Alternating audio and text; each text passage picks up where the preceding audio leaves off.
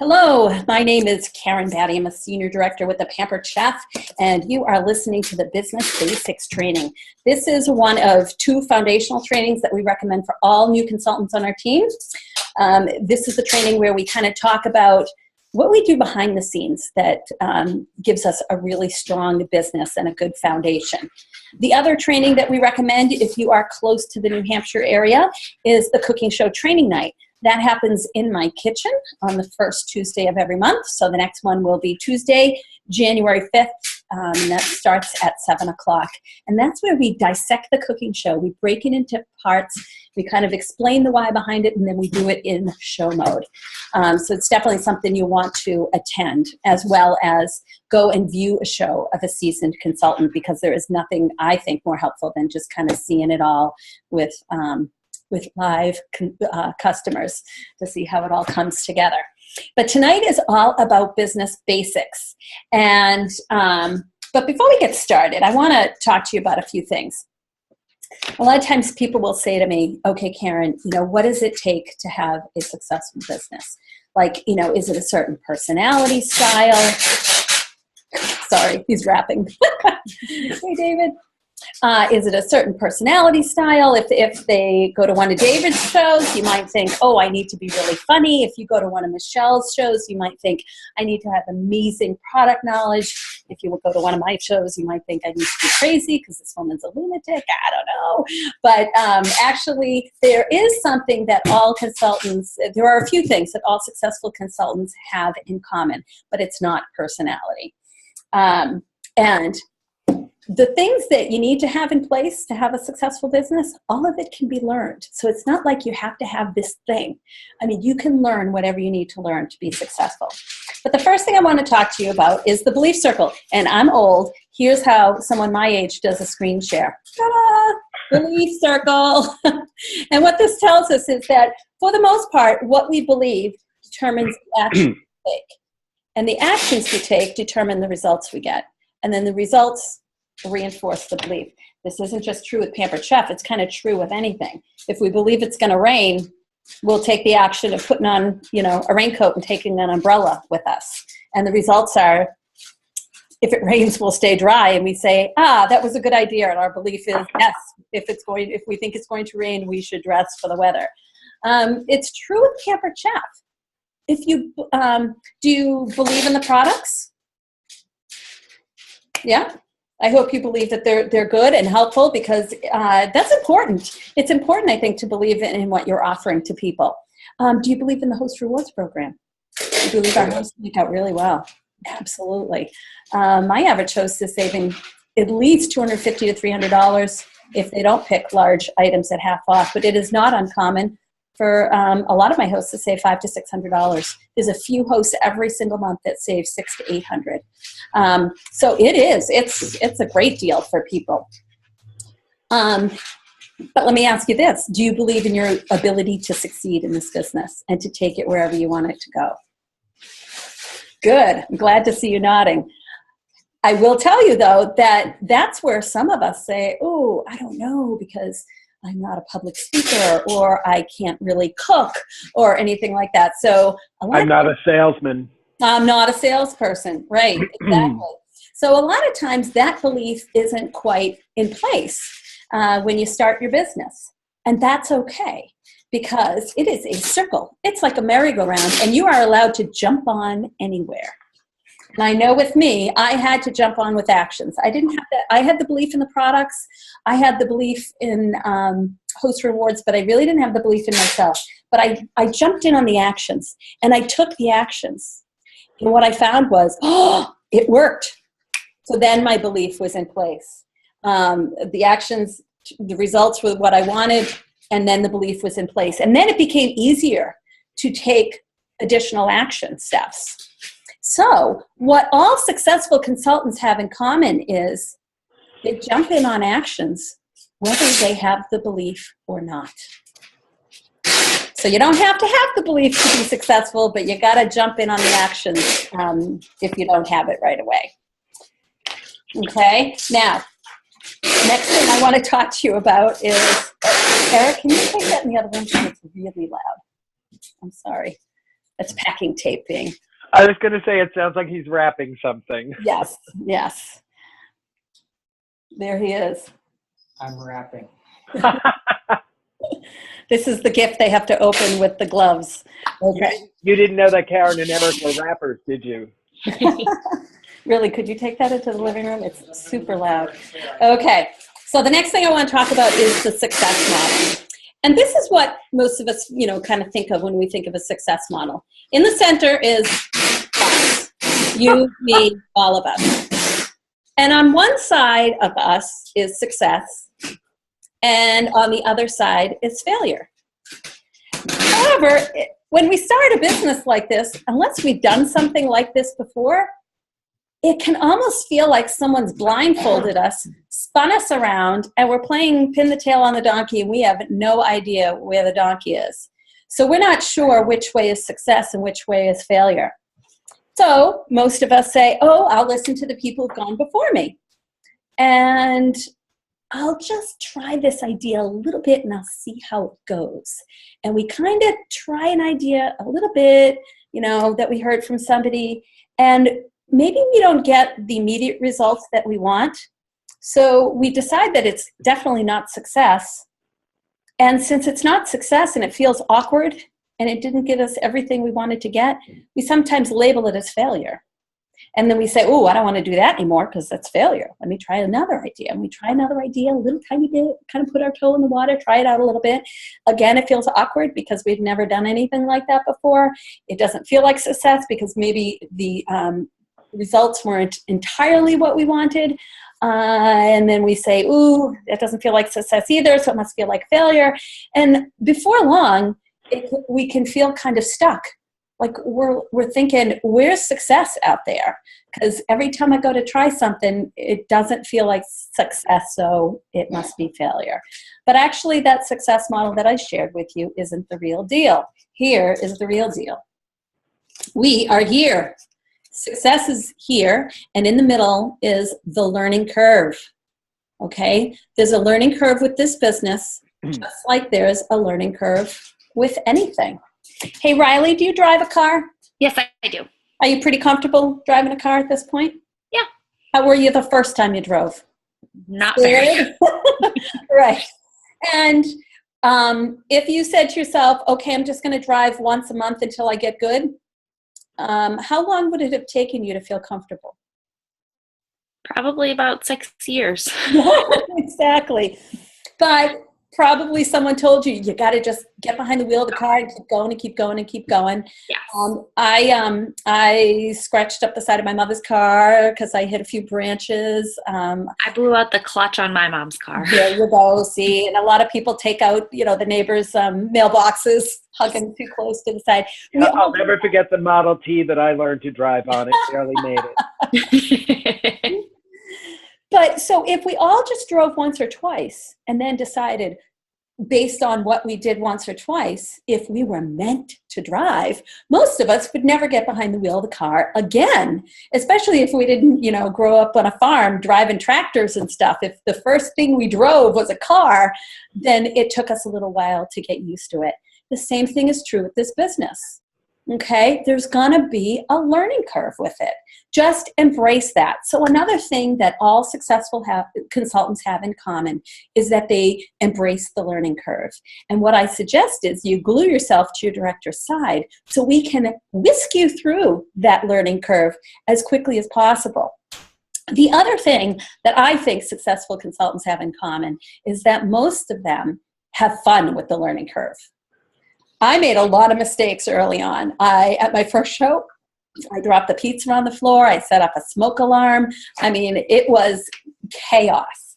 But I couldn't remember a time that at work I laughed so hard. And I couldn't believe at the end of the night that I wasn't being written up or fired for all of the things I had done wrong. And I had no daycare expenses, and I actually made really good money in about 2.5 hours. And I thought to myself, wow, imagine once I get good at this, I have found my dream job. So if you can not only embrace the learning curve, but really have fun with it. And like I said, glue yourself to the director's side so we get you through that learning curve quickly and effectively. you're going to have a much stronger chance at being successful and really enjoying what you're doing. So, all right. Another thing that really successful consultants have in common is that they decide how many shows they're going to do. They don't hope and like put out a post on email, and put a post on Facebook and just hope they get the number of shows that they need. They decide how many shows they would like to have. Then they work really closely with their director. And it's usually more than one phone call.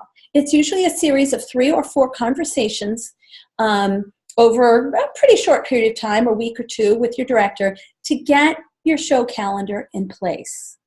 So don't expect to do that on your own. We are here to help and guide you, find solutions for hesitations that people have, give you words to say and strategies. And we're not going to dictate what you do. We're going to work with you. We're going to, so that if the initial word choice we give you isn't a good fit for you, we'll help you come up with a way that is comfortable for you. Okay? Karen, yes. The thing I like to, who's had a job, they were hired for a job and they had a first week at work.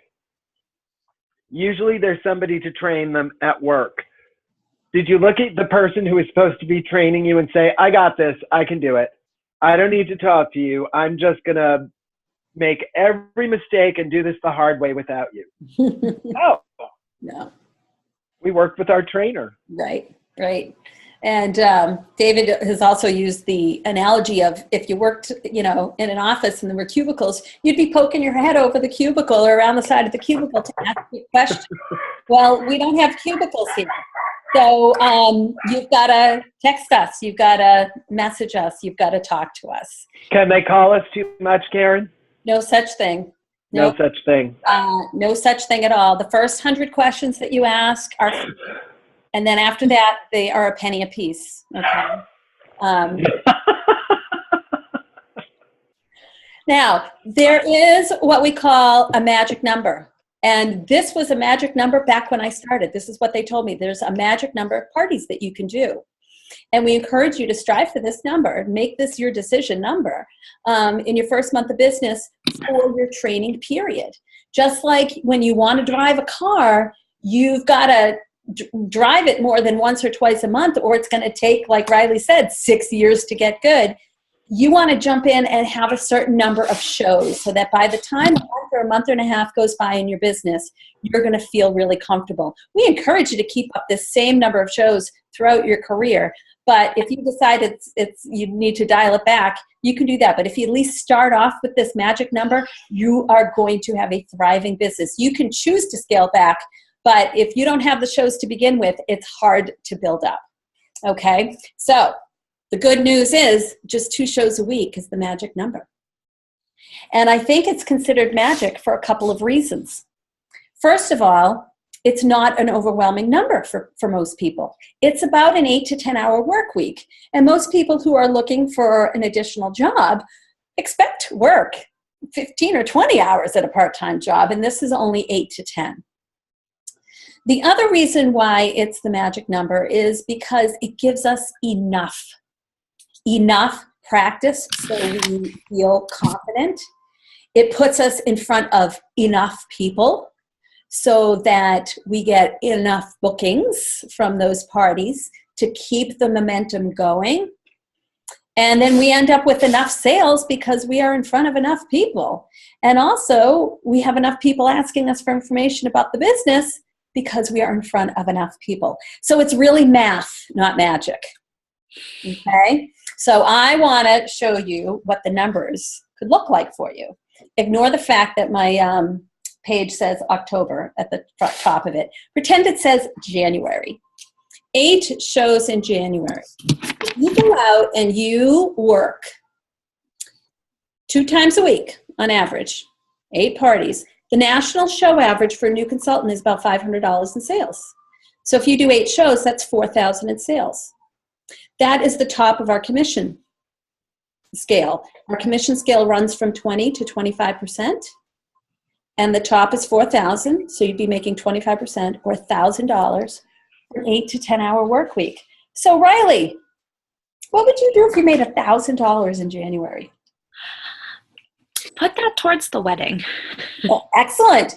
And you know what? Our show averages in January, when they offer double points, double free products to host who have a $650 show, guess what your show average might end up being?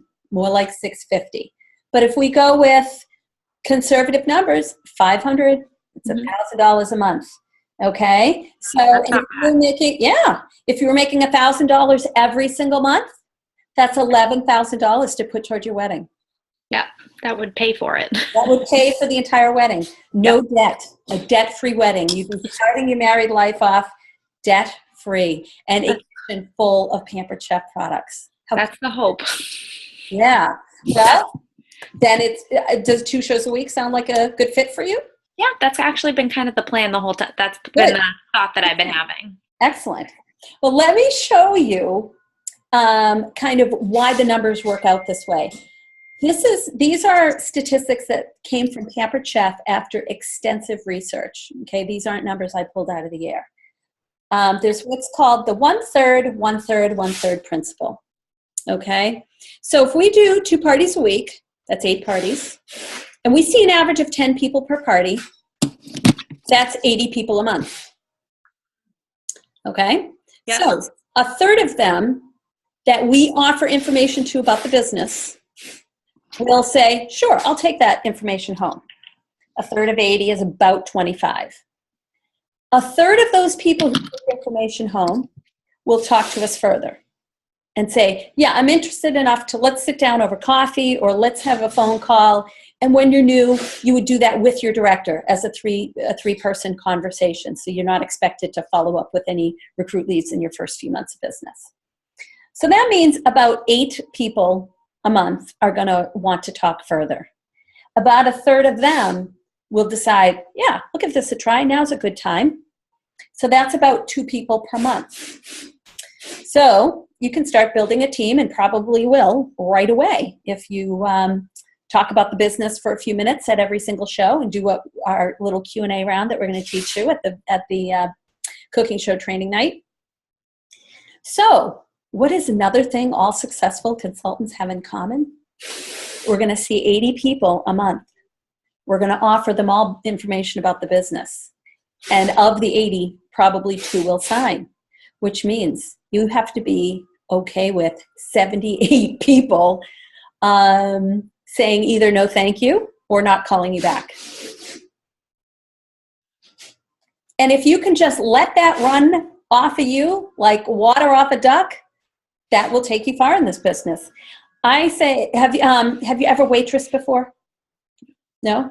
I was a waitress, but I think you can imagine. As a waitress, when people sat down, would you like to start with a drink or an appetizer?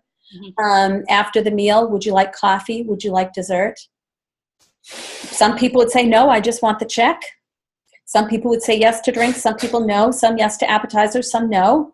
Some yes to dessert. Some no. Some yes to coffee. Some no. I didn't take any of it personally, and I shouldn't have. I just had something to offer, and it was for them to say, yes, I would like that, or no, I wouldn't. So we just need to kind of treat this the same way. We're going to offer the opportunity to everybody we see, and probably 2 people per month will sign. Now, these numbers continue. Pampered Chef says, when we do our job right, 1 out of every 6 to 8 people will likely schedule a show of their own. Okay? So that means if we're going to see 80 people, we're going to end up with 10 to 12 bookings. Okay? Yeah. And so then we have what we call a self-sustaining calendar. Sometimes people say, oh, I went to the sales meeting and, these people at the front of the room selling this much, and where did they get those shows? I say, get them from their shows. So whatever number of shows you want to do long-term, start with that as a goal. It's hard to turn 2 parties into 8 parties a month. It is not difficult to turn 8 parties one month into 8 parties the next month, and to turn that into 8 the month after that. However many parties you do in one month is probably how many you will do in the next month.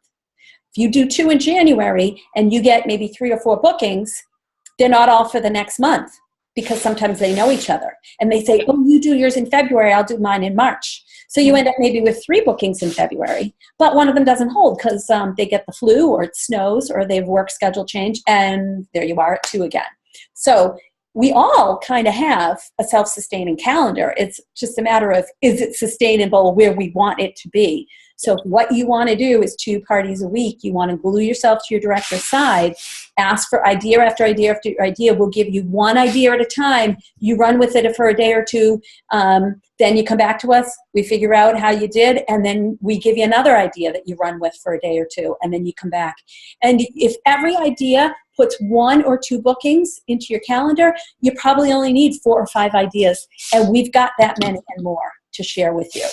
So, just make the decision how many parties you want to do, and then, work to get those in place.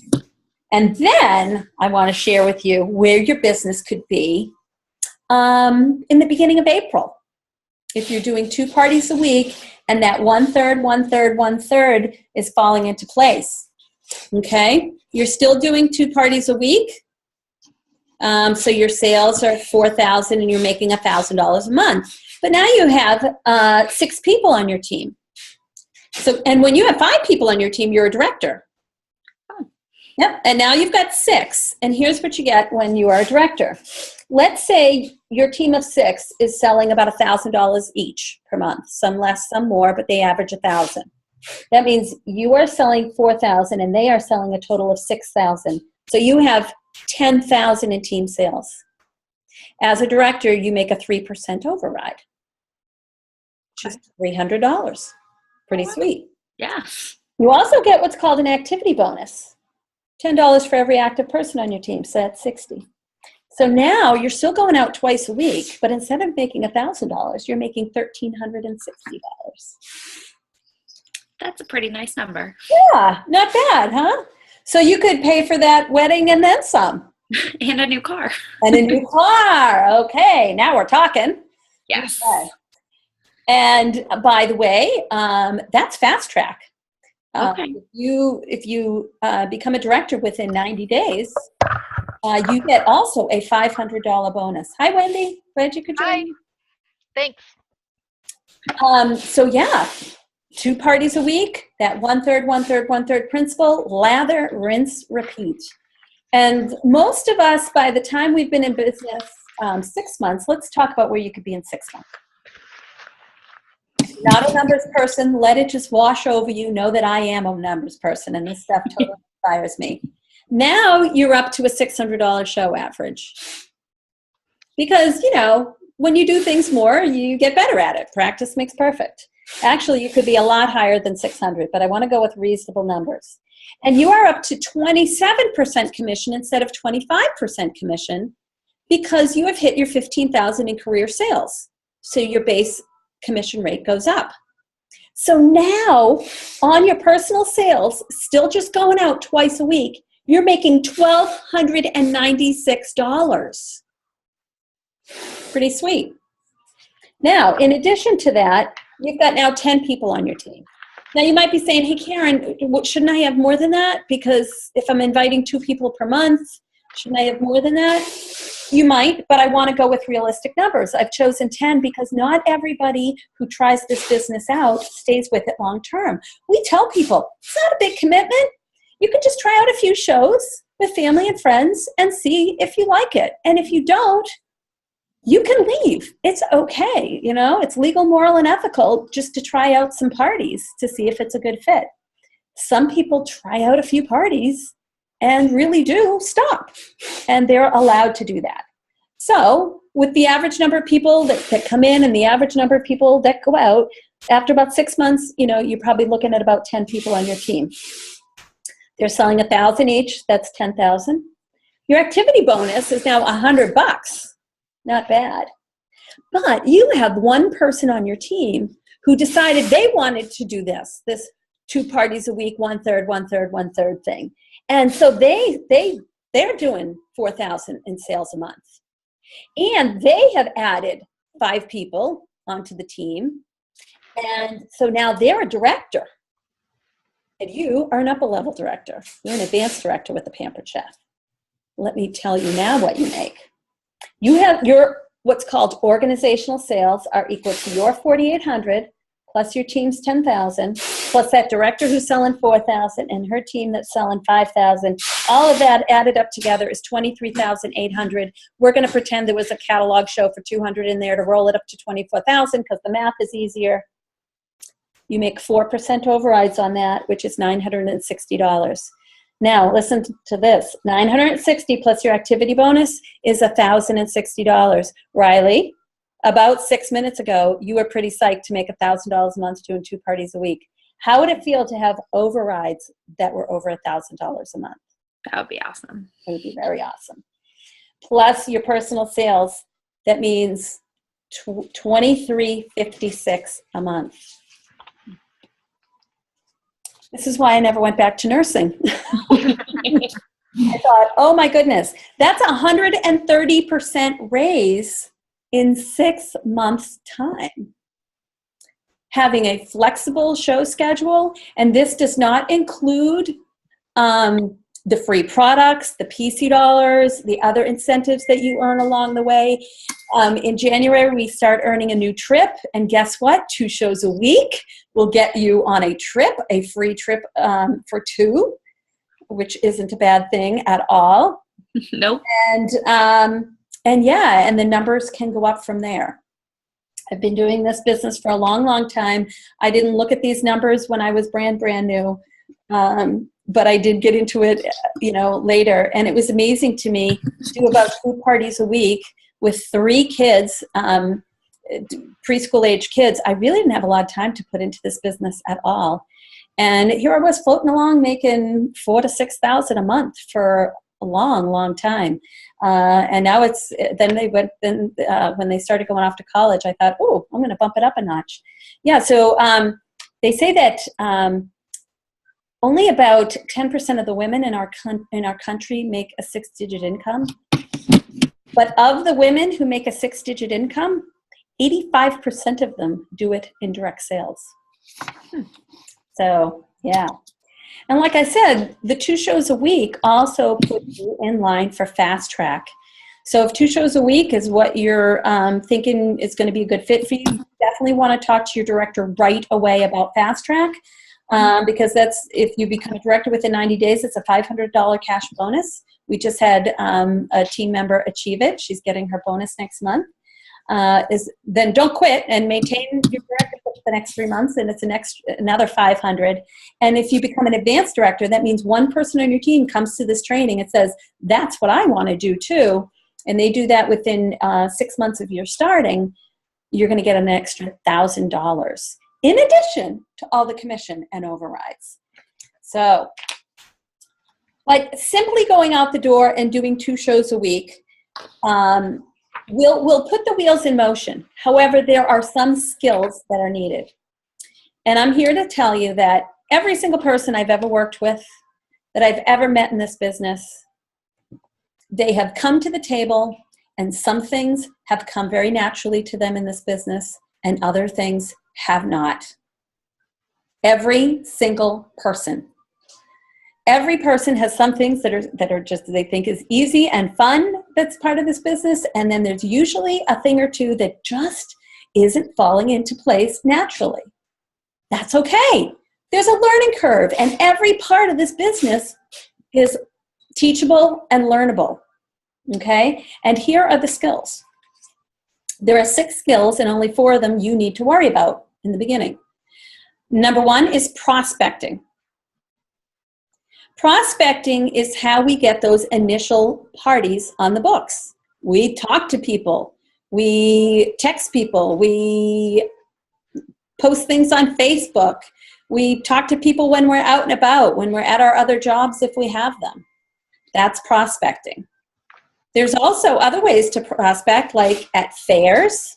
We set up at fairs, have a booth at a fair, and we meet a lot of people that way.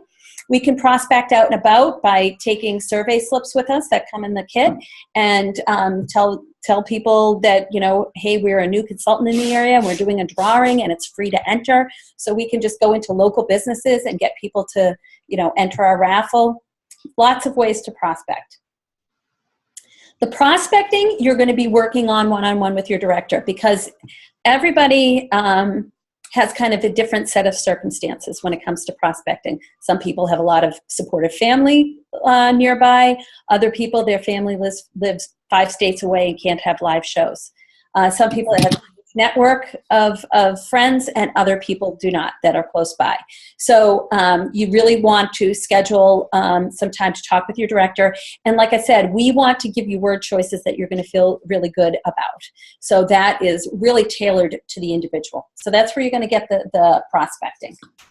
Host coaching is the next thing. Once the bookings are in the calendar, we want to work with our hosts. We want to talk with them, give them ideas, enabling them to have a successful party. Host coaching we're going to be spending a lot of time on host coaching tonight. The next 2 skills, one is informing and one is inviting. Informing is what we do during our party to get people excited about the business opportunity and about having parties of their own. Inviting is what we do during what we call the full service checkout. When we're checking our guests out, that's when we invite them to take information home about the business. Invite them to sign if they want to sign. Invite them to have a party. These 2 skills you're going to learn about at the cooking show training night. The informing and inviting. Okay? Then there's what's called the interview and the strong start. The interview is someone is interested in the business opportunity. You meet them at a show. They're not ready to sign that night. They'd like to get more information. So you arrange a time with your director to talk with the person one-on-one. So that's the interview. I hate to call it an interview. It's really just conversations, giving them information so they can make an informed decision. And then the 6th skill is a strong start, helping them get the parties in place and stuff like that. Obviously, that's not going to be your job.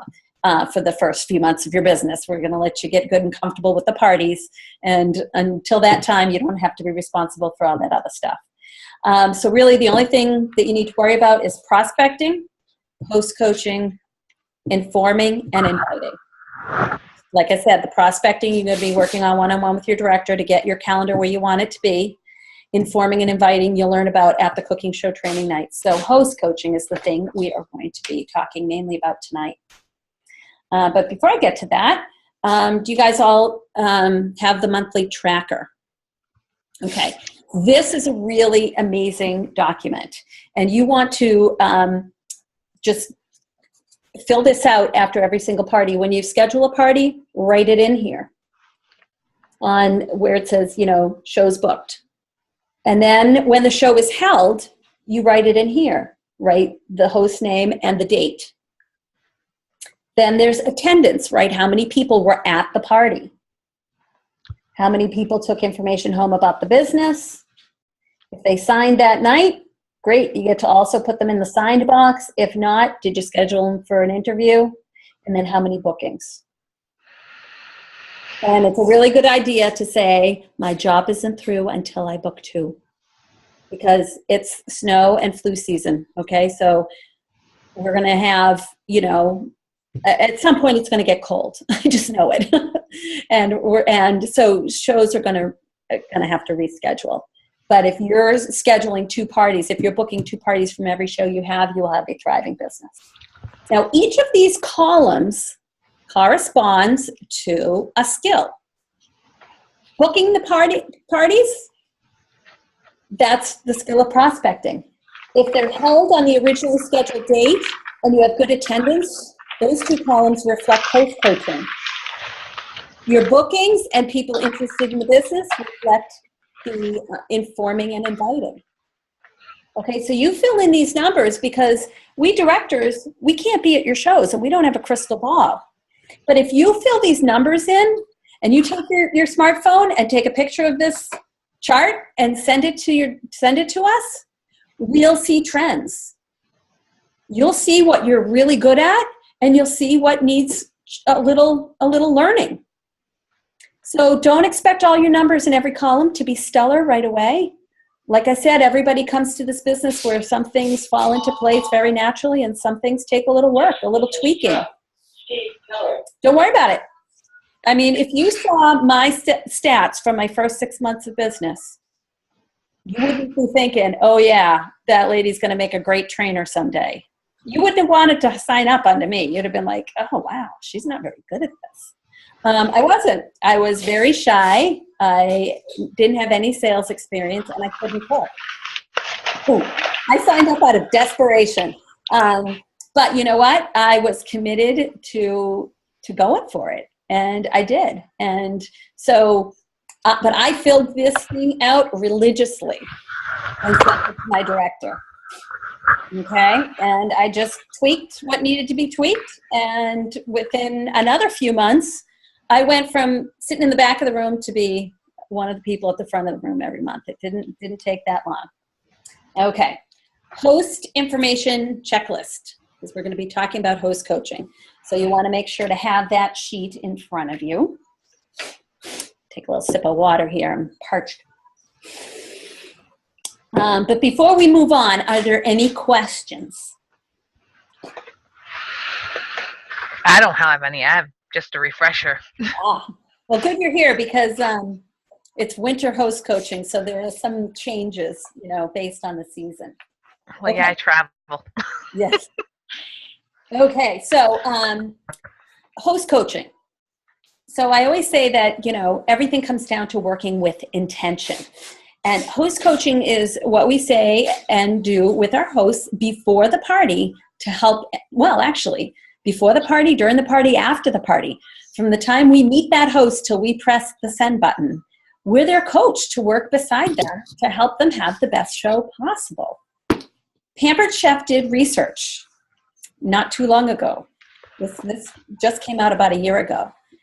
Our hosts love our products. Our hosts adore our host rewards program and think that they got rewarded very well, and they would recommend hosting to others. Their one complaint, they didn't hear from their consultant enough. They didn't feel as supported leading up to the party as they would have liked. So our hosts do want to hear from us. We don't have to call them every day, but they want to hear from us. We need to be working with them to give them the ideas and inspiration that they need. But before I get into the specifics of host coaching, there's a few things. Number one, you want to schedule your host coaching. Right after I schedule a party, I put it in my calendar. Right at the time that I schedule the party, that party goes in the calendar, because if I don't put the party in the calendar, I won't show up. Well, guess what goes in the calendar right away? My host coaching. So when I schedule the party, I make notes in my calendar for my host coaching. So make sure you schedule it. Now, how you schedule it and what you schedule it on is entirely up to you. I suggest one master calendar, whether that's in your phone, whether that's on a paper, whether it's in, I carry one of these things around with me because I'm old school, whatever. Just one master calendar. And you want to put the host coaching in. Now, host coaching is pockets of time. It's just, 5 to 10 minutes. The first call might be 15 minutes. So you're not looking for huge, pockets of time here. You're just looking for little snippets of time. So here are a few ways that people organize their host coaching. Some people on Sunday evenings, they call all their hosts for that week.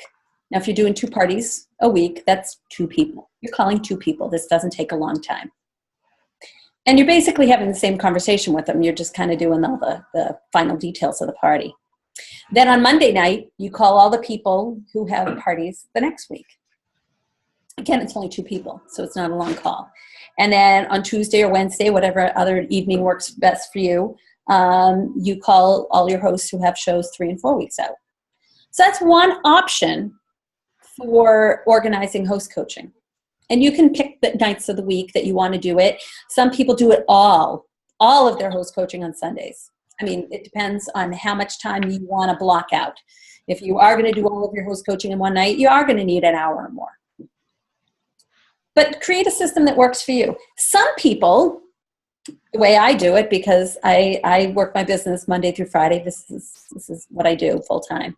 So when I schedule a party, I count back 2 or 3 days. And then I write a little note to myself, call number 3. So I just put a number 3 and the host's first name. So I know on or around that date, I need to call that host. Then I like to make my second contact about 2 weeks before the party. So I go to that day and put the number 2 with the host name and phone number next to it. Usually call number 1, I'm doing the day after the party. I talk to them at the party pretty extensively, and then I usually call them within 24 hours. And we schedule that right at the party, so I put that in my calendar too. So however you want to schedule it is fine, just as long as you schedule something. When you are new, you can do 3-way coaching calls. Pick your toughest host and yourself and your director. Find a time that everybody can get on the phone together and have a 3-way host coaching call. You take notes and listen. And so we're happy to do that. So it doesn't matter how you schedule it, but that you schedule it, and it can evolve over time. You might start one way and it's not a great fit and it morphs into something else. Perfectly acceptable. Okay. And then the next thing I recommend is you start with the end in mind. Think about, why am I host coaching? What do I hope to have happen because of coaching? What do you hope to achieve? What is your vision for your parties? What does the perfect show look like to you? In fact, I want you guys just to take a couple of minutes and start writing things down. What does the perfect show look like? How many people are there? How many outside orders does the host have? Is the host ready for you with the ingredients? Of the people who are in the room, what's the makeup of the crowd?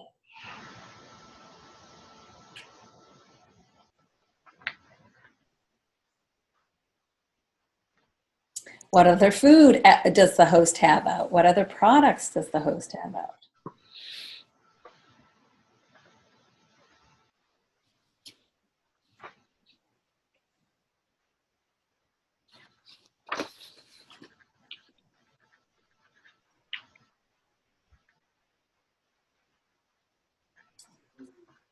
Wendy, since you have a little bit of experience over Riley, I'm going to put you on the spot. Okay. What are some of the things on your list? I put at least 4 to 10 people. Okay. And I put at least outside orders, at least 3 to 4, if not more. Well, we're going for perfect because this is what we're Right. coaching for. So what's perfect for you? Perfect would be 4 or more. Okay. That would be perfect, because then that's going to get them more Yeah. in the long run. And I would like the host, if they have any Pampered Chef products, whether they be old or new, to display them. Yes. Use them. Yeah. That way, if people have questions, I don't have everything in my kit. Right. I can show them, or I can show them how it's changed, because I have the old batter bowls, and then they may have the new batter bowls. Mm-hmm. Exactly. Yeah. Good. Riley, what are some of the things on your list? I actually did have that the host was ready. They had items on display. They were Mm-hmm. prepared. Yeah. They knew the products. If they didn't, kind of give them a chance to see the products a little bit before so they could talk about it. Mm-hmm. Also, the host to have like an idea of what they want to happen out of it. I know that's kind of a little bit backtracking, but kind of have them have an idea of what they want to come out of it. You want your host to be happy with the party. So sometimes, picking a certain theme that they're excited about, that they think their friends will really enjoy, whether it's a wine, cheese, and chocolate, or cooking healthy, or dinner and a dash. Yeah, absolutely. You want them to be excited about the party and enjoy the recipe and things like that. Here's what the list that I made shortly after I started with Pampered Chef. I put that the show happens on the originally scheduled date, that there are 8 to 10 outside orders before the show with correct and full payment. I wanted some out-of-state orders. I wanted orders from men. I wanted those outside orders to have roundups on them. I wanted the host to have names of 1 or 2 people for me when I walked in the door, people who couldn't come but wanted to have parties of their own. We call those outside bookings. Yeah. I wanted 15 people in attendance. I wanted some of those people to be men. I wanted some people who needed additional income in the room. I wanted newbies who had never heard of Pampered Chef, and I wanted some seasoned people who knew all about it so they could sell to the newbies. I wanted 2 to 3 bring a friend people the host didn't even know. I wanted 20-somethings because they were going to need everything I had, and I wanted 30s and 40s and 50-somethings because they had the money to buy what I had. I want the show to start on time. I want the correct ingredients. I would like the host to have, especially bigger items like stoneware that's hard to carry, have those out on display. I don't want the host to have a ton of other food besides what we're making because it makes hosting look difficult and expensive. So I want her to keep that to a minimum. I want the host to choose a recipe that I want to make because it shows off a lot of products. So people are going to get their hands on a lot of products. So therefore, I didn't offer ones I didn't want to have them choose. I want the host to consider the business. I want the past host that the host booked from to be in the room. And I didn't want the host to serve too much alcohol. Okay, like a glass of wine or 2 was good, but like 5 margaritas per person, not so good. Okay, so that was my list. And like I said, this was a list I made up when I was about a month or so into the business because my show average was not at all where I wanted it to be. My attendance wasn't great, and a lot of my shows were rescheduling. And my director told me, oh, Karen, and I said, I got to work on my demo. She said, no, you got to work on your host coaching. And so this was an activity she had me do. So those are the things that I wrote down. And so then she encouraged me to think about this list. And because at the time we didn't have a host coaching checklist from the home office, we had to just kind of make up our own scripts. She told me to think about inspiring and informing. If all we do is get our hosts excited about the party, but we don't let them know how to have a successful show, they're going to be really super excited and they're going to have like no one in the room. If all we do is inform, you need to over-invite, you need to invite 40 people, you need to make reminder calls. All of a sudden, this fun thing of having a Pampered Chef party is going to feel like a homework assignment. It's going to feel like planning a wedding. They're going to be like, oh, this isn't fun. This is a lot of work. So we want a balance.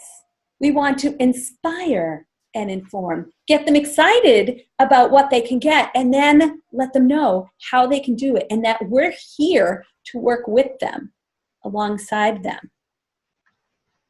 Just like your director's here to work with you in this business, because how else are you going to know what to do? You're here to work. We are also here to work with our hosts because most of them don't know what to do to have a successful party. We are the trained professionals. Okay? So inspire and inform. And you'll notice if you look on the host coaching checklist, let's look at the first contact. Set or confirm show date, review the host rewards, review the party planner, point out the opportunity brochure in the packet, discuss the kit. If we just go through that like bullet points, that's going to feel like a homework assignment. Okay? So what I want to kind of model for you is how we make it conversational, how we have it focus on the host and what the host wants to get out of her party. And just also know that 20% of your shows are going to be flops no matter what, because some people are just not coachable. Either we can't get them on the phone or they're not really interested in our ideas. But 80% of our parties are coachable. And we can take someone who on their own might have a $400 party, and we can coach them to a $600 or $700 party. We could take someone who's had a $700 party in the past and coach them to a $1,000 show.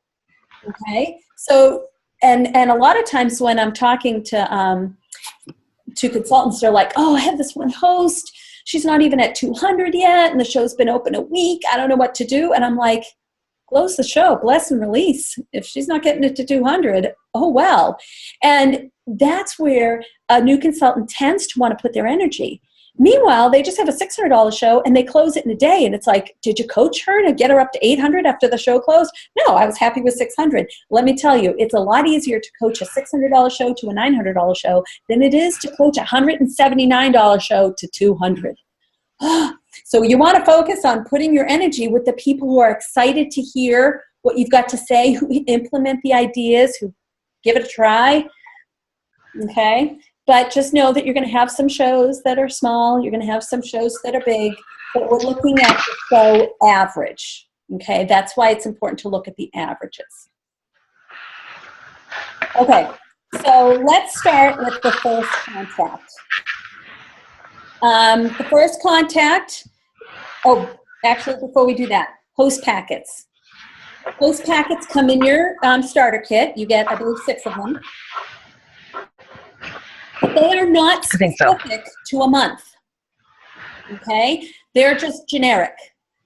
So before you hand those host packets out, you need to go onto Consultants Corner, and you need to print off the host special, the guest special, and the outside order form for that month, and tuck those into the packet before you hand them out.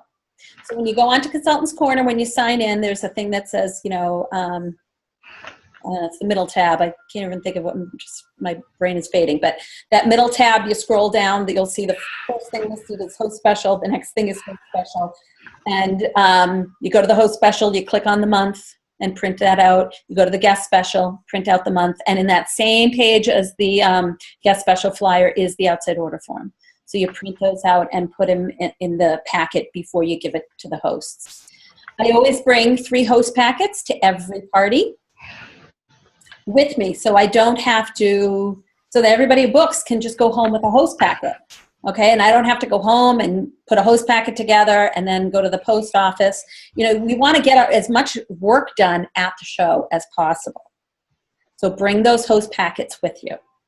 And speaking of getting work done at the show, when someone books a party, I say to them, I'm checking them out and they schedule a party, they pick a date, I give them a host packet, and I say to them, do you have time to talk to me after I'm done with the orders? I want to kind of walk you through the packet I gave you. 9 times out of 10, they say, sure, because my party starts at 6:30. We're done cooking and stuff by 7:15, 7:30, I'm starting to process orders. Nobody's rushing out the door. If they have children, they're like, hey, my kids aren't even in bed yet. They're hanging out for another half hour or so. So unless the Patriots are playing, they're hanging out. So a lot of times they can stay to the end. And I'll gather all the people who scheduled parties. I'll pull them all together, and I'll walk them all through their host packet right there. And so that saves time. So I briefly, I explain, oh my gosh, you picked a great month to have a party. January's, I call it the trifecta month. You can get a free feed chopper. You get an item guaranteed at 60% off that list. But most excitedly, you can get double free products. Pampered Chef only offers this special once a year, and you guys are getting in on it. And those other 2 specials, they don't usually offer when they offer double free. So you guys are like, are you guys excited or what? And of course they say, yeah. So I show them the host special. I say, and here's the guest special. Anybody who places an order over $75 gets one of these great items for free. So make sure, the people who can't come know about the special. I show them the outside order form, and I tell them how people can either place an outside order by filling out the form, or they can place it on the website. I mention that there is information about the business in there. I say, most people who become consultants will host first. Have you ever thought about doing something like this? That's all I say. Have you ever thought about doing something like this? People need to say no to things a couple of times before they say yes most of the time. Did you guys both say yes to Pampered Chef the first time you were asked? No. No.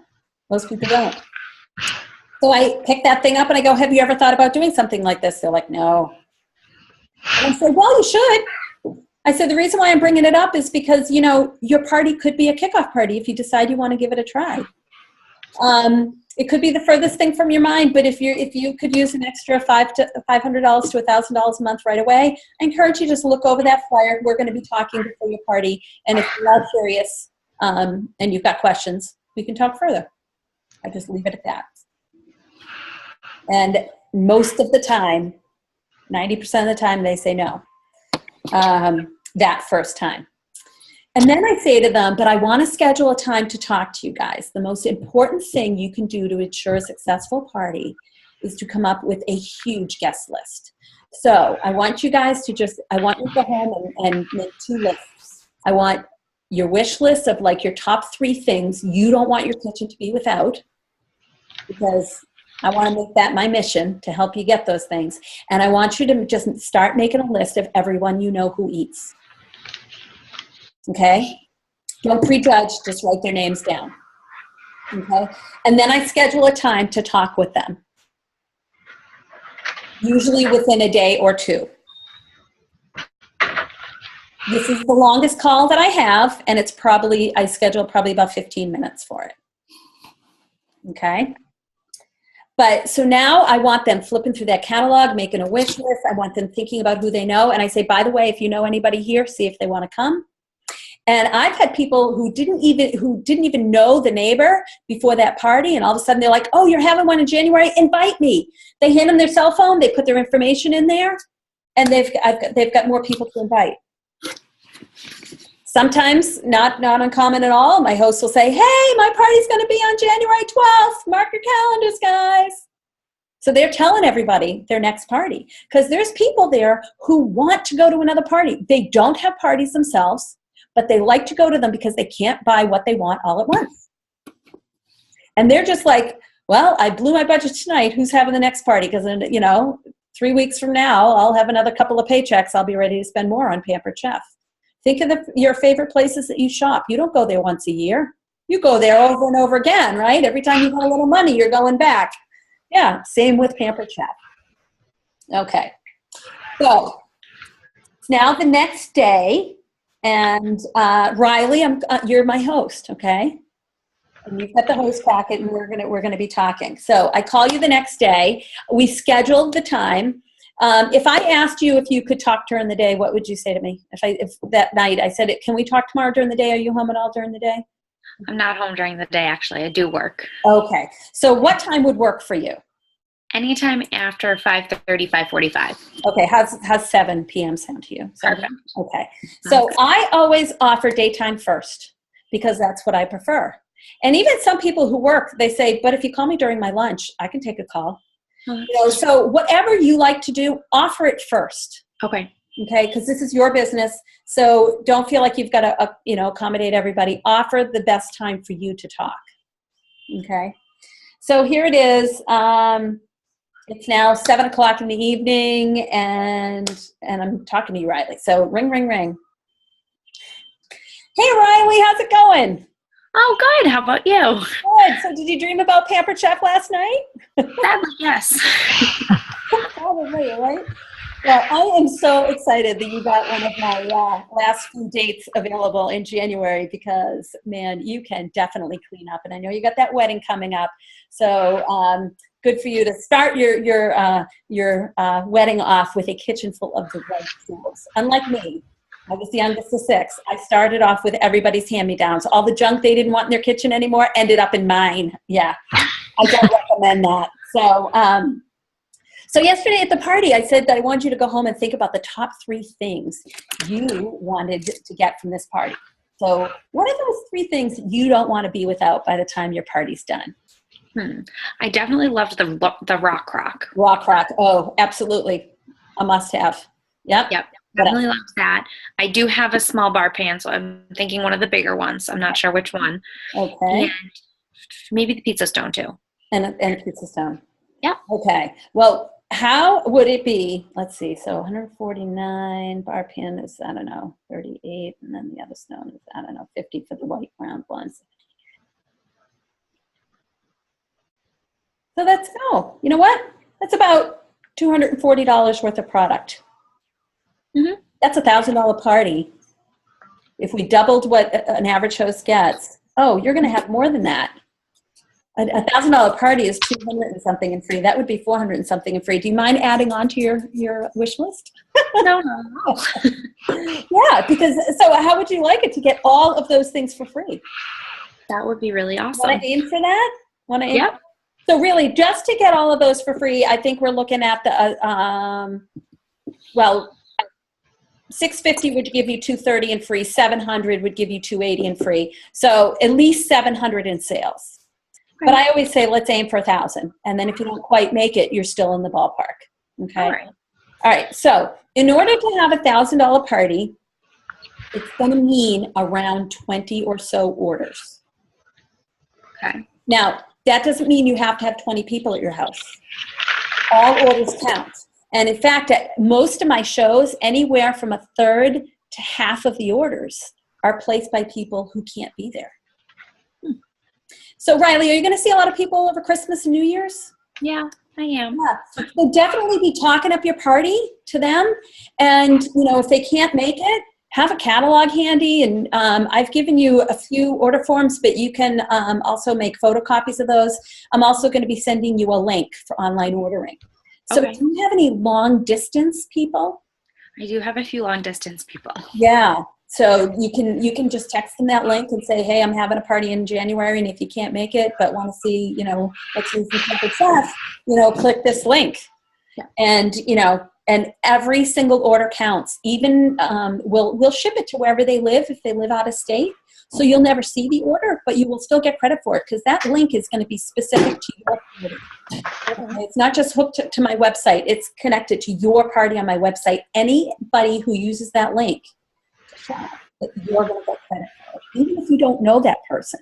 Like if you have a sister or a mom who shares the link with people they know, Yeah. you still get credit for that, which is pretty sweet. Okay. So in order to get about 20 orders, I don't want to freak you out, but it usually requires inviting about 40 or more people to your party. So I got to ask you, how do you feel about inviting 40? It's a little daunting, but I think it's something with invite a friend and stuff like that. Yeah, because there are definitely ways to make that list work. So how many are on your list so far, would you say, approximately? I'd say about 25. Yep. You know what? And most of my hosts, just so you guys know, most of my hosts, when I ask them at this point, it's 15 to 20.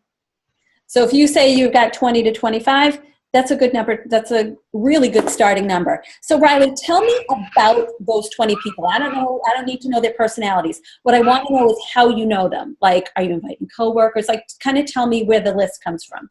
For the most part, it's a lot of friends, people my age, just starting to start out their lives, moving out on their own. Lots of them are looking to build up. They need stuff. Great. Yeah. So it's mostly friends? Yes, mostly friends. Okay. And So, most of them, I could probably get them to pass it on to their families as well, kind of poke and get that information out that way as well. okay. All right. Great. So now you mentioned that you work. Where do you work? I work for an agency. We work with people with disabilities to help them get back to work. So I do have a ton of coworkers that I could probably get the information out to and get them to at least place an online order or look at an online order. Yeah. And you know what? I would start by inviting them to the party because when you went to the party that you attended, did you think the rock croc was pretty amazing? Yes, I loved it. If you saw a picture of a rock croc without hearing about it, would it jump out at you at all on the page? No. And you know what? So your sales are going to be a lot higher if they come to the party. Okay. If they can't come, don't worry about it. If they say, no, I'm busy that day or whatever, then you just say, hey, would you like to see a catalog? So if you added your coworkers onto the list, and all of them, like not just the ones you think might want to come to a Pampered Chef party, but all of your coworkers, if you put them all on there, how many more people would be added onto the list? That would be another 20. Oh, awesome. Look, 40 is so easy. Yes. Okay. Now, you've got a fiance. Yes. Are you considering any of his local family and friends? Most of his family is at least 2 hours away. So they're probably more of a send the link and Okay, poke them. perfect. Yep. How about your family? My family, I have considered all of them as well. Okay, so when you were talking friends, you were kind of putting family into that as well. Yes. Okay. Where do you live right now? We live in Methuen, Okay. You live like in a neighborhood area or an apartment or? an apartment complex. Okay. Are you inviting some of your neighbors? The ones that we have met, yes. Okay. So how many neighbors would you say are on that list? 2 or 3. 2 or 3? Now, would you like to get to know some of your other neighbors? I'm open to it. Okay. Because it's really hard in this day and age for us to get to know our neighbors a lot of times. Because if we don't have kids the same ages as theirs, or we're in a different time in our life, like all you do is see them in the hall and you wave and whatever. So if you're up for it, how would you feel? I'm going to be sending you an invitation. You can take and copy and paste it onto a Facebook event. Mhm. Invite me when you do that, or I'll even set it up for you if you want me to, so that I can be posting and getting people excited about the party. You can also take that invite and copy and paste it into a Word document and print it out. And how would you feel about just putting in people's mailboxes or slipping it under their doors? I could do that. Because you know what they'll probably think, and I hear this at almost every party I do. People come in and I give name tags out. So it's not like they're going to be like sitting across the table from this person you don't know, wondering, what are we going to talk about? They're going to be walking into a Pampered Chef party. I'm going to be there well before the guests. We're going to get all the products set up. People are going to come walking in. They're going to be like, oh my gosh, what's that? We're all going to start talking food and Pampered Chef. Everyone's going to have a name tag. And when you invite people, your neighbors are going to think, oh, I don't even know her, and she invited me to the Pampered Chef party. Oh, I bet she invited everybody on the hall. Oh, I could get to know all my people on the hall now. So, and everybody has food in common. David was on the call earlier, and he had this line that like a Pampered Chef party is like probably the only party that you could be sitting next to your grandmother on one side of you and the person you got arrested with in high school on the other side. Okay. Because we all have food in common. So, and it's not like a birthday party where they have to know the person having a birthday, or it's not like a graduation party where they have to know the person who's graduating. They don't need to buy a gift to come to a Pampered Chef party. If they want, they buy the gift for themselves. They buy whatever they want for themselves. So it's a really easy thing to invite someone to. And everyone eats. If they don't want to come, they won't. But if they might actually place an outside order and say, hey, I'm busy that night, but man, I love Pampered Chef. Because Riley, if you were going to sell a car, would you only tell your few best friends, or would you post it on Facebook and encourage all your friends to post it on Facebook? Would you put it on Craigslist? Would you be like getting the word out to everybody you knew? I'd get the word out to everyone. Yeah. And so this is kind of the same thing. You want to get the word out to a lot of people. You can never have too many people at a Pampered Chef party. I haven't had anybody say, there were just too many people here tonight. It never happens. We are a busy culture. So usually only a third of the local people that you personally invite will show up. And if you're inviting neighbors that you've never met, it'll be less than a third, but that's okay.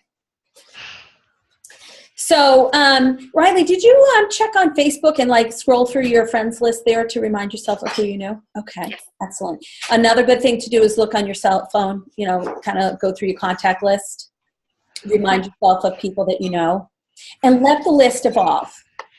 Okay. Now, your party is still many, many weeks away, and we've got Christmas and New Year's. So really, all I want you to do right now is do a save the date post on Facebook and a save the date email or text. Think about the people you're inviting and how to communicate with them. So if you know them through Facebook, send a personal message through Facebook saying save the date. If you know they text it to them. If they're old like me, don't text it, they'll never see it. Email it or call them. Dial the phone. Mom, I'm having a Pampered Chef party, put it in your calendar. Okay? Yeah. And then after New Year's, I'm going to be sending you that official invite that you can get the word out to everybody. All right? So let the list evolve. Think of all the people that you see over the holidays. Be talking up your party to everyone you see. Even though the official invite won't go out until after New Year's, when you're at work tomorrow, start talking it up right away. Usually someone says, oh, you know, what's new? Oh my gosh, I just went to a Pampered Chef party last night. Cannot believe all the cool stuff. Have you guys heard of that rock rock? Okay. So if we get your list up to 40 or 50, which I think we can easily do, and Riley, now I'm out of host coaching mode, you're having a party of your own, right? Yes. I hope you let these ideas help that list expand and use this to help you have a really great party. Because if you just invite friends that all sort of know each other, it's hard to get multiple bookings. Mm-hmm. But if you've got a few coworkers, some friends, a couple of neighbors, you can get 3 bookings really close in together because these people don't know each other. They don't feel like they need to spread it out. They're like, oh, she booked the 9th? I'll take the 10th. I don't know her. I don't know anybody she knows. Yeah. You know, so people can book closely together. So it's important to really think of it like spokes on a tire. You want them going in different directions. Okay. All right. So, and then, Riley, I mentioned to you that there was a little bit of information in there about the business. Have you had a chance to look at that at all? Is that something you're even slightly curious about? I know with the wedding, you probably have some expenses that you know. It actually is something that I'd kind of considered, but I'm still weighing the options. Maybe after that kickoff, we'll talk more. Okay. And so what I would probably say to you at that point is we don't have to talk about it today, but I would love to talk with you before your party, because if I answer all your questions and you have time to sleep on it and consider it all, and then you decide you want to do it, well, that party we have scheduled, that could be your kickoff party and you can have all the bookings from it. And if I know that going into it, I can talk up whatever time frame you want to book. And if people know they're booking with you, they are much more likely to book because they never met me before. And they like me, but they don't like me as much as they like you, right? So I would schedule it, you know, I would see if there was a separate time that we could talk more in depth about the business. Okay. Okay. All right. So at this point, you know, we could hang up and then talk again right after New Year's when we're going to get the official word out. So let's pretend, you know, we're there now. And so I say, okay, so it's been a little while, you've been talking up your party. So how's it going so far? Any outside orders over Christmas or New Year's from people who couldn't come? It's going good. I have a few people that are definitely interested in the outside orders, so that's definitely going to be helpful. A few people saying they'll come too? Yes, there's people that are definitely saying they'll come, so getting good. Excellent. Very good. All right. And so now's the time to get the official word out because your party's coming up in about a week and a half, 2 weeks. And we'll do New Year's.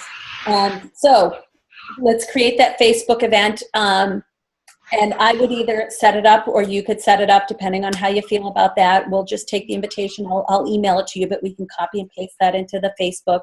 You can then obviously copy and paste that into a Word document so you can invite, you know, bring them to work. Slide them under your neighbor's doors. Put a few extra in your pocketbook or something you take with you all the time because you might bump into people you forgot to invite, and then you can like, oh, here you go, and you can like pull out an invitation for them and act like you meant it that way. And you might even mail it to a few people. You know, I am finding that the mailed invitation has the best response. Or when you hand it to them, because people have a paper to save. And think of how many email posts you see, how many texts you get in a day, how many emails, how many Facebook alerts. It can get lost in the shuffle. And usually what comes in the mail are bills or sale flyers. All of a sudden it's like a letter and they see a handwritten thing and they're like, oh my gosh, Riley's writing to me. Wow. Or you hand them an invitation, they've got something to hold, something to, you know, hang on the refrigerator. So I find that mailing the invitations works really, really well, or handing those out. So now you've got that nice long list of people to invite. We're going to get the word out to a ton of people. Now, Riley, I want to tell you what's likely to happen, and I don't want you to freak out. You're going to get the word out to everybody you know. We're going to put it on Facebook. You're going to text it. You're going to email, blah, blah, blah, because all these things only take a few seconds to do. And I always say that when you start getting the word out that way, people are going to see it on their phones, right? They're grocery shopping and they see it on their phone, or they're at work at lunch and they see it on their phone, or they're not at work. I mean, they're not at lunch and they're still peeking at their phone, right? So unless people can answer right away, they won't. And who are the people that can answer right away? They are the ones who know they cannot come. They look at the date and they don't even have to check their calendar. That date is like, oh no, I've got such and such that night. And so they hit reply right away. Sorry, I can't. They didn't even scroll down to see that there was a link for online ordering. They didn't scroll past the date. And they hit reply, sorry, I got da-da-da-da-da going on right now. So you're going to get the word out to 40 to 50 people, and you're going to get probably a dozen no's. No, no, no, no, no, no, no, no. Those are the people who know they can't make it. Now, I don't want you to get discouraged. I don't want you to think, oh, I picked the wrong date. Nobody can come because I haven't gotten any yeses, and I just feel like everyone's saying no. This is the beginning of the outside orders. Okay, so when you get someone who says they can't come, I want you to just hit reply and say, sorry you can't make it. If your plans change at the last minute, feel free to come. But in the meantime, if you want to check out the catalog, here's the link. So Riley, do you think you can do that? For those people who say no? Does that feel comfortable for you? Okay, so, and Riley, did you like it when I gave you the words to say? Yes, that was helpful. I'm actually writing them down. Yes, our hosts like it when we give them words to say. If you say just get outside orders from people who can't come, they're like, what am I supposed to say? So do you want to place an order? I mean, they don't know where to begin with that. But if you give them the ideas and then say, could you do that? They usually go, yeah, that's it. They clearly think, you can tell they wouldn't have thought on their own, but they're like, yeah, I could totally do that. So, and just have that text ready and copy and paste it to all the no's. Because you're going to say the same thing. Sorry you can't make it, but if your plans change at the last minute, feel free to come. In the meantime, if you'd like to place an order, in the meantime, if you'd like to check out the catalog, here's the link. So then that's when the outside orders will start rolling in. Riley, so far, have anybody said, I think you mentioned that a few people said they were going to place orders online? Yes. Do you want to hear the best tip that has helped my host get tons of outside orders? Yeah. I want you to say to those people, I'm aiming to close my party on the night of the party. If it gets to be like a day or two ahead and I haven't seen an order come in from you, do you want me to send you a reminder with the link? They almost always will say, yes, oh my gosh, totally do that. Because otherwise they're going to forget. And where was that link? I mean, that was 2 weeks ago. God knows where that link is now, right? Mm-hmm. But if you ask them and then just kind of keep a list of everybody who wanted to be reminded. And then the day before, again, you write the one text or email to all those people. Say, I know you said you were wanting to place an order. I just want to remind you my party's tomorrow. I'm aiming to close that night. So here's the link if you want to check out the catalog. Or here's the link for online ordering. And most people wait till the last minute. But once you send them that last reminder, that's when the bulk of your orders will come in. Okay. And you will get an email every time an order is placed on your website. So you'll know, you can check off their names. Oh, this one placed an order, that one. Okay. And again, you're asking them permission. Would you like me to send you a reminder? And they will be so relieved. Do you like getting reminder calls from the dentist's office like, hey, don't forget your appointment tomorrow? Yeah. Do you ever go, oh, that's right, totally forgot about that? I do all the time. Yep. Right? So, and we want to have clean teeth, right? So people really do appreciate the reminder. And we are going to do a little Facebook thing, but I got to tell you, Facebook is a great way to remind your friends It's a great way to remind you of all the people you know. It's not the greatest way to reach out to a lot of people, though. You might, if you invite like 100 people on Facebook, you might get 6 or 8 of them that will accept it and will see the posts. But you know what? We'll do it because it's easy. But don't expect that to be the main way of communicating. One of the things that I realize is if people don't accept the invitation, they don't see the posts. So if they miss that first alert, forget it, they don't see anything. So Riley, you might want to tag a few people in posts so that they actually see it. And you don't want most of the posts coming from me because they don't know me. I'm going to post the specials, but you want to be posting about what you're excited about because they know you.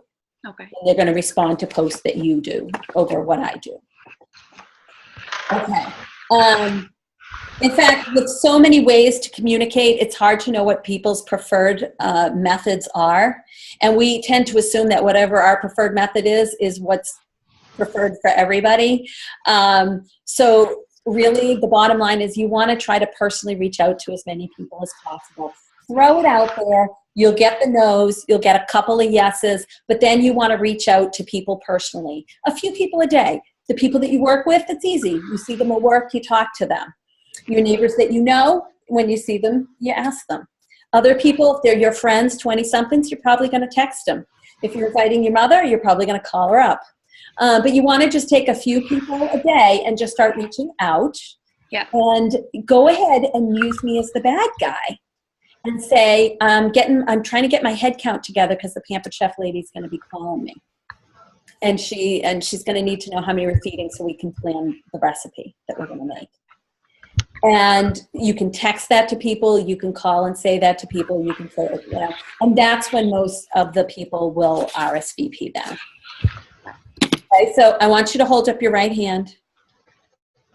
Or is it hold up your left hand and put your right hand on the Bible? That's what we do. I do solemnly swear.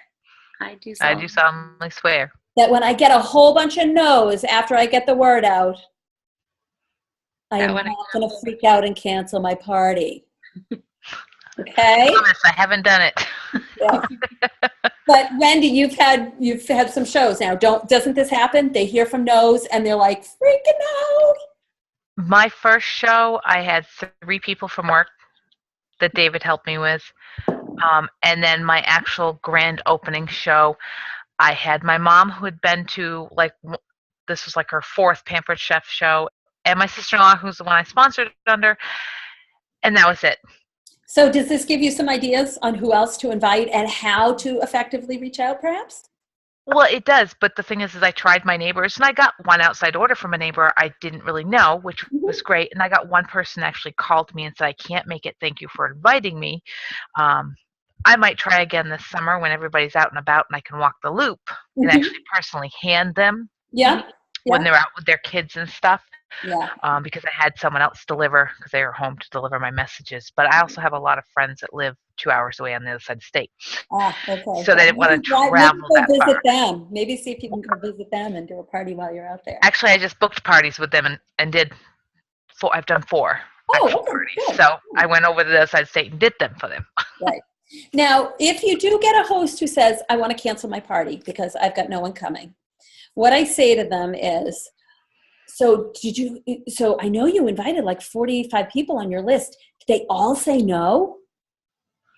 And they say, well, no, but I mean, like everybody I've heard back from, I only have like 1 yes. And then like, I've got like 15 no's. And I'll say to them, okay, that's normal. Remember I made you hold up your hand and do solemnly swear and all that? And they go, yeah, but I go, so, if you're going to cancel the party, you're going to have to communicate that with everyone you invited anyway, because you have no idea who put it in their calendar and forgot to RSVP. So can you do me a favor? Can you just take a couple of minutes and personally message 10 people that you haven't heard from?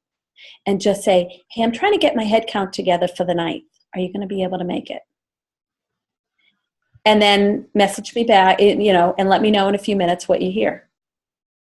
This is an actual host of mine. Within 5 minutes, she messaged me, I have 5 people coming. She messaged 10 people and 5 of them were coming. She only had 1 before. So I said, woo, now you're up to 6. I said, can you message 10 more tonight? She said, you betcha. It was a $1,300 party. Ah, wow. With 16 guests in attendance. Okay, and she was ready to cancel it. We are a culture that is horrible at RSVPing. Part of the reason why we're horrible at RSVPing is because we've got messages coming at us at every direction. We've got Facebook, texts, phone calls, emails. Yeah, it's like a game of asteroids, you know? So it is easy to forget. It's easy to miss being invited. The number one reason why people don't attend a Pamper Chef party is they don't know they were invited. I encourage each of you go onto Facebook after we get off here tonight. Click on your events and see how many events you've been invited to that you didn't even know. There's probably a whole bunch of them there. Okay? If you're anything like me. And I'm on Facebook every day, and I still didn't know. So the number one reason why is people didn't realize they got invited. They missed it. The second reason why they missed the Pamper Chef party is they forgot. Okay? So like I said, I talk with my hosts. I hope you see that this is very conversational. It's not me telling them what to do. I'm also explaining the why behind everything. So it doesn't come across as an assignment. It comes across as, oh, that makes perfect sense. Yeah, I want to do that because I want to have a successful party. So do you see that even though I'm really talking about the bullets that are on here, I'm making it very conversational. And I'm checking with my host to see, do you feel comfortable saying that? Okay, so collecting outside orders, getting the yeses, reaching out to people personally. Now, Riley, do you know that you don't just get rewarded for outside orders, but you get a half-price item for every party that's booked from yours? Yeah.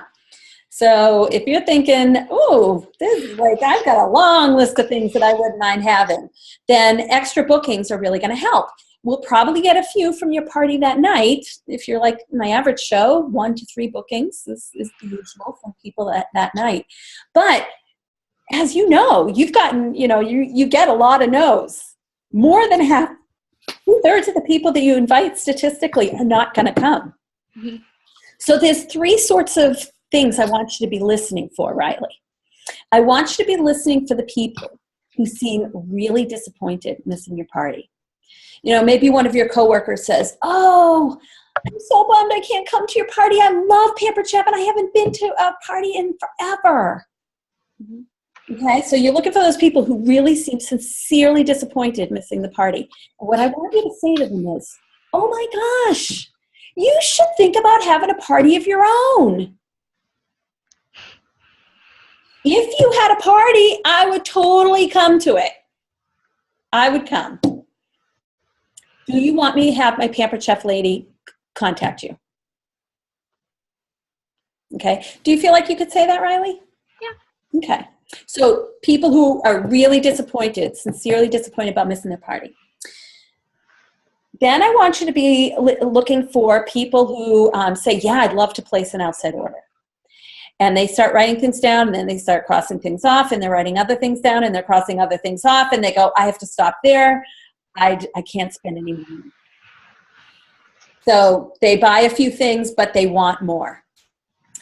So Riley, what I want you to say to them is, oh my gosh, you should think about having a party to get free stuff. If you had a party, I would come. Do you want me to have my Pamper Chef lady contact you? All right. Do you feel like you could say that to someone who said, oh, I want more, but I just can't right now? Yeah. Oh, all right. The third group of people I want you to be listening for are the people when they say, oh, I can't make it. And you say, would you like to see a catalog? And they go, I don't even want to look. I am totally broke right now. First of all, I want you to make sure that that's not the reason why they're not coming to your party. Because you know what? I process the orders away from where people are gathering, so nobody has to walk by me, explain to me why they're not ordering. Okay? And if they come to your party, I mean, if they're broke right now, they don't have a lot of money to go out with their friends to a restaurant or to a movie, and they can come to your party for free.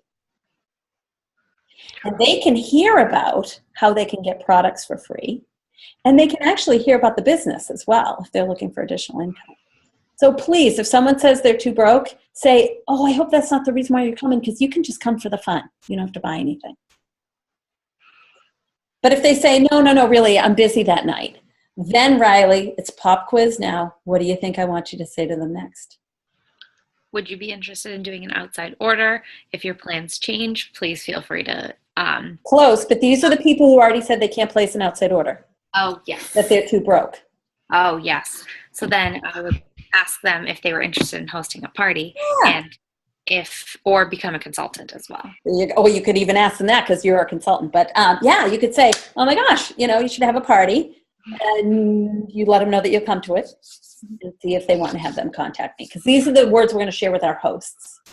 Okay. And you know what? If you really say this looking for these people, I'm telling you, you'll probably find a couple of bookings outside of your show and a couple of bookings at your show. And every single party is another half off item for you. And that can really add up. You're going to fill your kitchen, and you can get upcoming gifts for different weddings and occasions. So, yes, it's a great thing. Okay, so I just want to look through my notes, make sure I didn't forget anything. Oh, people who place outside orders, they're going to say to you, when are you closing your party? That is code for how long can I procrastinate getting my order to you? Okay, so what I suggest is you tell them you're aiming to close that night. Okay. And that's where, I would also say, if I don't see an order within a day or two, do you want me to remind you? Yeah. Okay. Now, Riley, do you want to hear the easiest way to have a $1,000 party? Okay, here it is. Super easy. My show average went from 700 to 1,000 overnight with this idea. Don't be the only one inviting. Riley, are there two people who love you dearly, who would love to see you get that rock and a couple other stoneware pieces for free? Yeah. Who are coming to the party? Yep. Who are those people? Probably my sister, my aunt, and my best friend. Sister, aunt, BFF. Oh, so you got 3 of them. Yes. Okay, so what I want you to say to them, you say to your sister, your aunt, and your best friend, hey, I'm having this Pampered Chef party, and in order for me to get double free, I need a certain level in sales. Mm-hmm. And I'm not sure I know enough people to get there. Yep. If I gave you some invitations and a catalog and order forms, could you just take it to work and talk it up? Or take it wherever you're going. So they don't have to make a special trip anywhere. Yeah. Does your sister work? Yes. Where does she work? She works at a recreation center. Okay. So she probably knows a bunch of people there. They're probably into healthy cooking. Yeah. So she could bring it there. How about your aunt? She works at an office, so she has a bunch of So she's got busy parents. Yeah. What about your best friend? She works in the same agency that I do, just a different office. Oh, perfect. So imagine this. They each collect 2 outside orders, and they each bring 1 guest with them. That's 9 extra orders on your show. With just a $40 or $50 average order, that's going to increase your sales by $300 to $400 or more. Okay? And $1,000 parties are great, but $1,500 parties are even better. So go for it. Yeah. So I do give all of my January hosts, I am giving them 3 catalogs because I want them to give 2 of them away to their best friends. Okay. And I do get them back after the party because I put it in a folder, or an envelope. So I do get those back and I do recycle them. So we'll use them that night. But I am giving all my hosts 3 catalogs. It more than pays for the catalogs. Mm-hmm. And let me tell you, this idea really, not only does it help the sales that night, obviously, but it helps bookings outside of your family and friends circle. Because, so if you've got someone that you're hosting with and you know them really well, but they pick 2 or 3 people that maybe you don't know nearly as well, and they're inviting people. Mm-hmm. The bring a friend people are gold. When a host is inviting, they're inviting everybody they know. When guests are encouraged to bring a friend, they think, gee, of everybody I know, who loves Pampered Chef? Or who's a total foodie? Who really needs this stuff? And they hand pick people who are much more likely than the general population to want and need Pampered Chef products.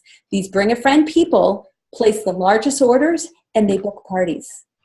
So when I started doing this, not only did it help my sales, but it helped me get multiple bookings, because those bring a friend people, you never hear, oh, everybody I know is here, I can't possibly host. Because no one they know is there except for the one person who brought them.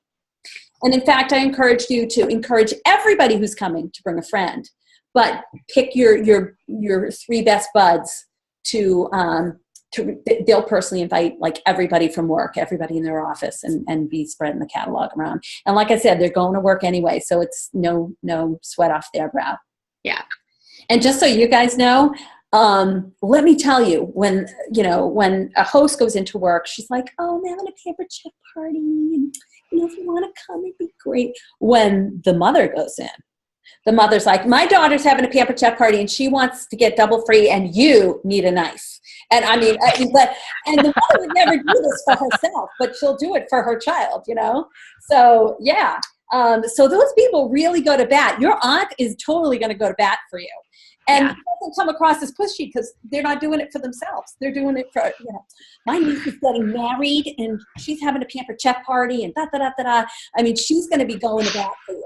And so these people, believe me, and that's if they only get you a couple orders.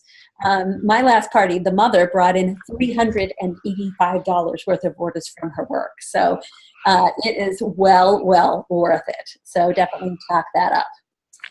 And if you create the wish list for your wedding, you put it on the site there, people can see what you are looking for, and so they're more likely to order stuff for you for your wedding.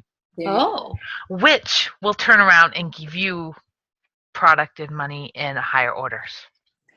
Great idea, Wendy. Yeah. Awesome.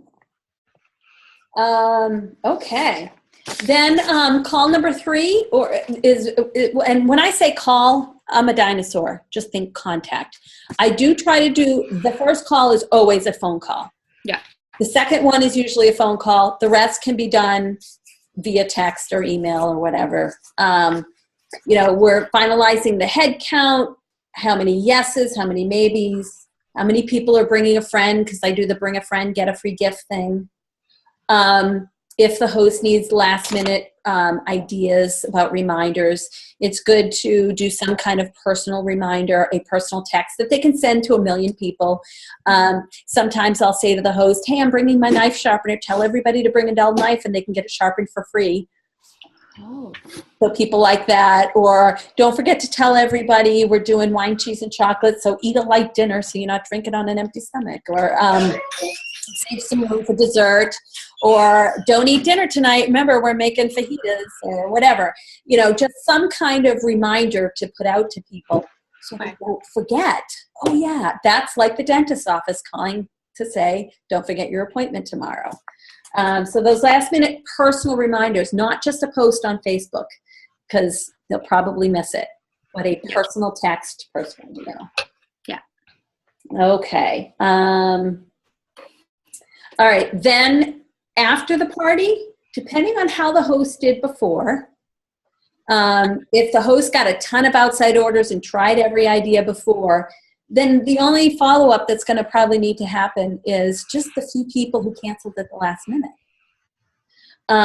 However, if you walk in and the host has no outside orders, oh yeah, I forgot about those. or people said they wanted to order, but I guess they didn't want to. I guess they changed their mind because they didn't send them a reminder and all that. You can coach after the party as well, because the show ain't over till we press send.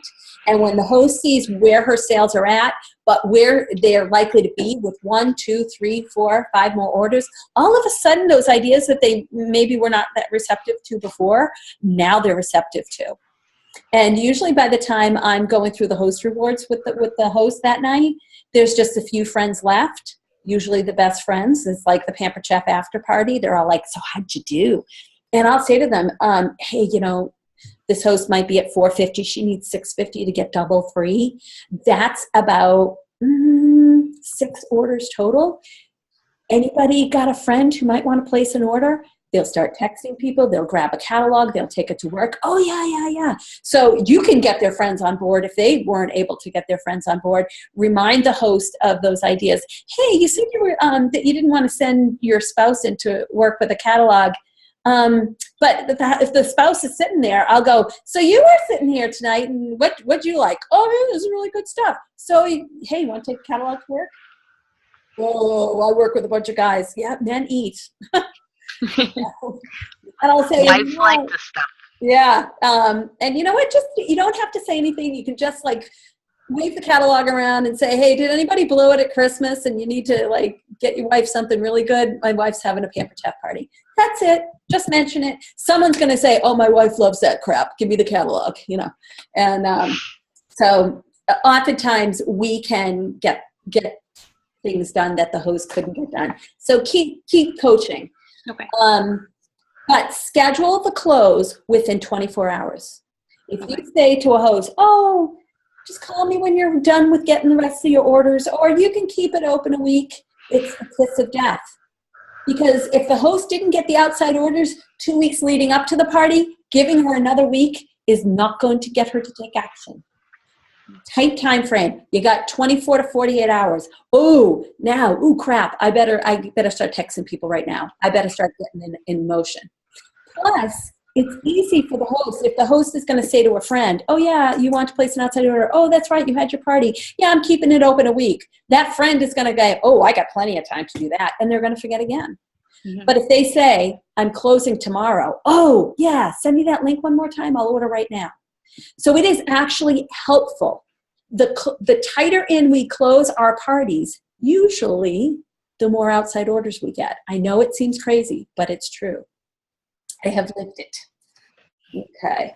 And then at this point, if I talked to Riley ahead of time and she was no-go for the business, I'm still going to mention it one more time. Riley knows a lot of people. Riley seemed very eager to talk up bookings, talk up outside orders, and getting 3 people, not just 2, to carry catalogs around. Chances are Riley's going to have a kick butt show. Chances are she's going to have at least $1,000 party. So Riley, if you had said no to the business, at this point, I would say to you, now Riley, I know when we talked earlier, you said you really couldn't see yourself doing this business, but I got to tell you, if you were the consultant tonight, you would have made about $225. And you got 2 outside bookings and we got 3 more here tonight. You have 5 friends who want shows. I'm happy to do those parties, but wow. Are you sure you don't want to just learn a little bit more about this business to see if you might want to put your toe in the water and give it a try? Mm-hmm. Do you think hosts change their mind at this point? Yeah. Yeah. You betcha they do. So another reason why you want to be an excellent host coacher is because if you do excellent host coaching, there's going to be great sales and great bookings. And you'll be able to say, this is how much money you would have made. This is how many people want to book.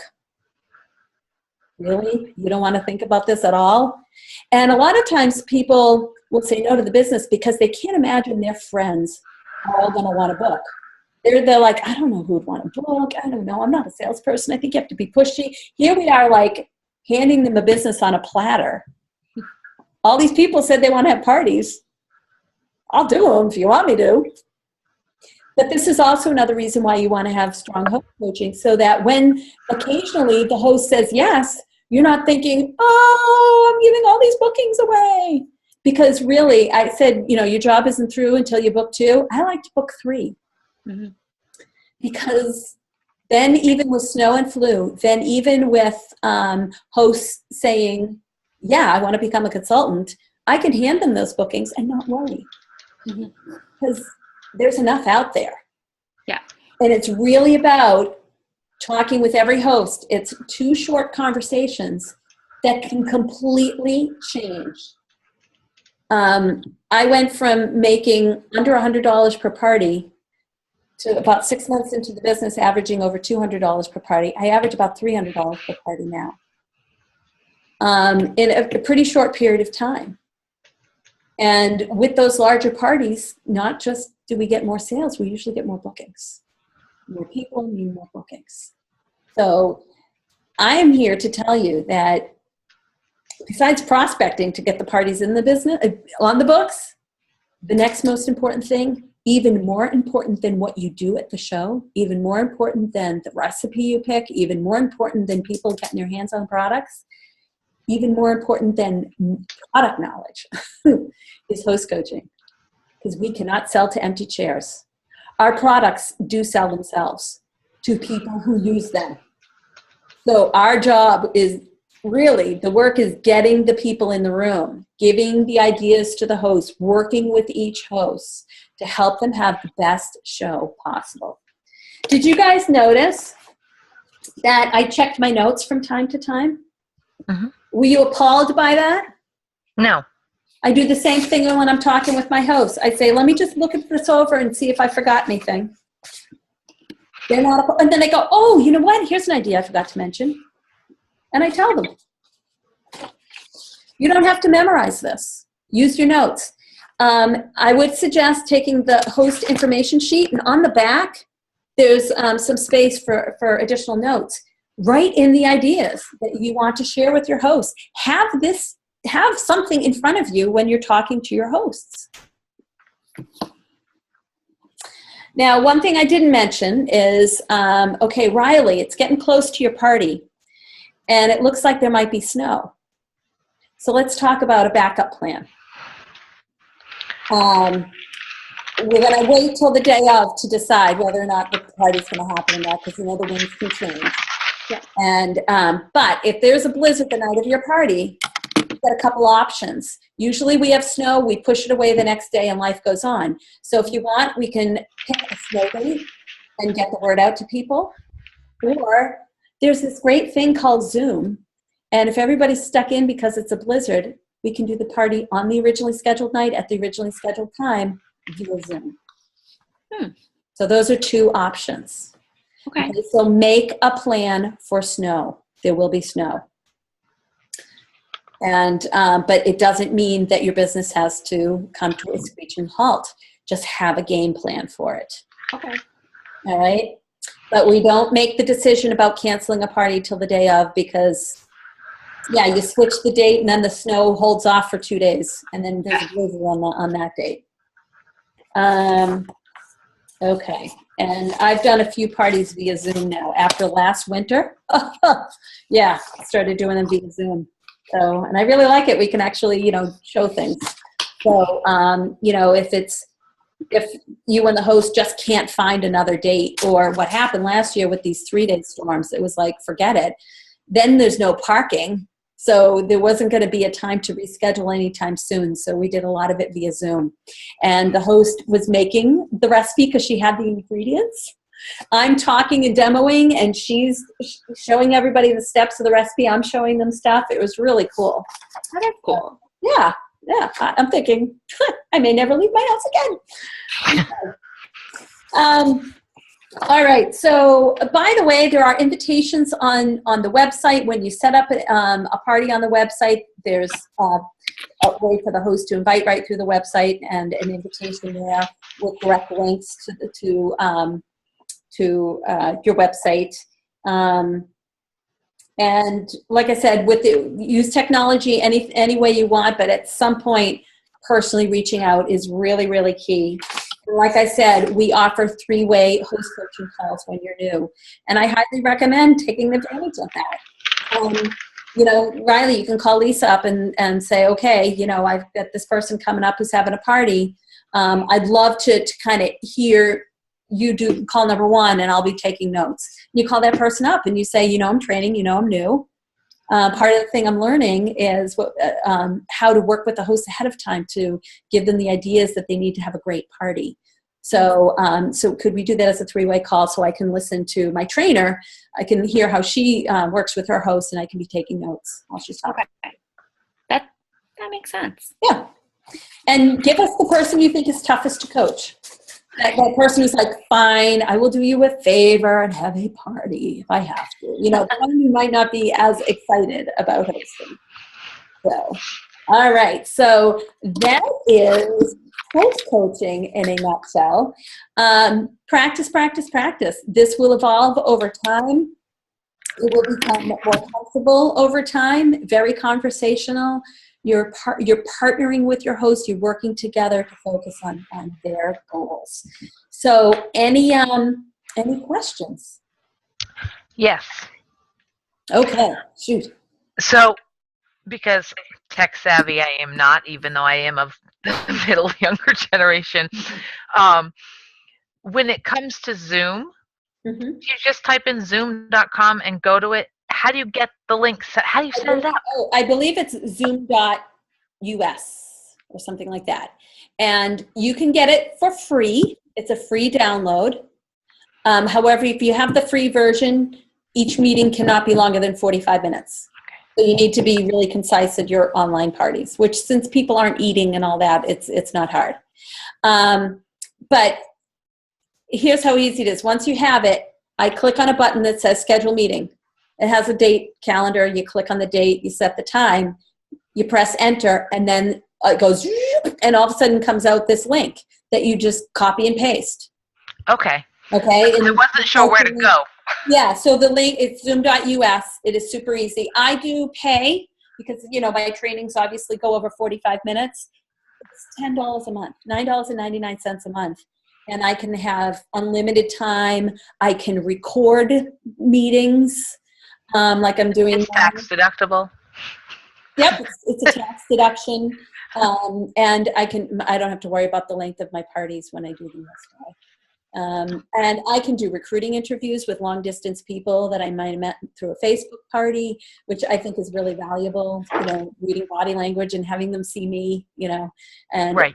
So I do find it to be a great business tool. You can definitely, until you're doing trainings this way, you could definitely just do the free one because your shows don't need to be more than 45 minutes when they're via Zoom. I wanted to figure out how to get it so I could get it downloaded on my computer for those.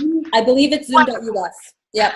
And if it's not that, if you're Googling that, it'll give you all the options that are close and you'll figure out which one it is. Okay. And it doesn't take long at all to download. Okay. Yeah. And it's a great thing to have in the wintertime. That's what I'm thinking. Yep. Some Januaries I get through unscathed, and others it's like I swear that last winter that Mother Nature knew my show schedule. I did a lot of weekend parties, and that's when we had all those weekend snowstorms, 3-day snowstorms.